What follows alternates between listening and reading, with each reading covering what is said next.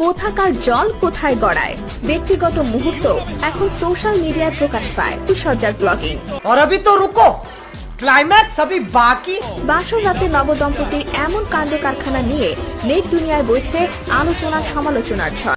বন্ধুগণ, অবাক হওয়ার কিচ্ছু নেই, এখন তো শুধু ব্লগ হচ্ছে, আরো কিছুদিন যাক খুললা লাইভ হবে।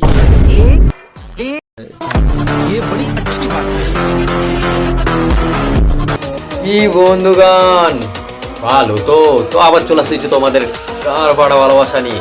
তো নতুন হয়ে থাকলে চ্যানেলটি টুক করে সাবস্ক্রাইব করে নেবে, আর ভিডিওটি ভালো লাগলে লাইক কমেন্ট শেয়ার করবে। তো বেশি বকবক না করে শুরু করছি আজকের লীলা।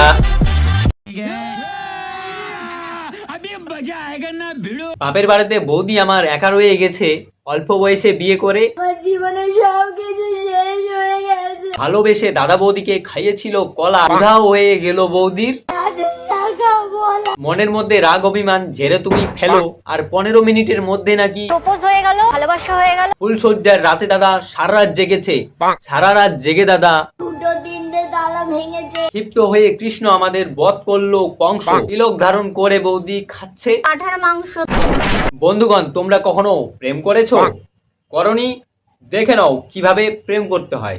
হায় হায় হই হই, হায় হায় হই হই, হায় হায় হই হই। চাটাচাটি দেখলে, কামড়া কামড়ি দেখলে, এবার দেখে নাও ন্যাকামি কিভাবে করে।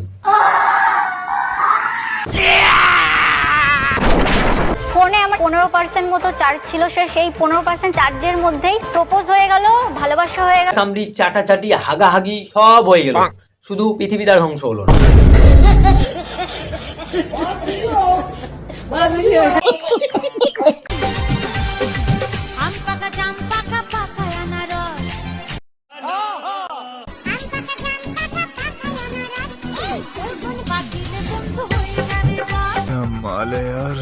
সামনে আম, পিছনে কাঁঠাল।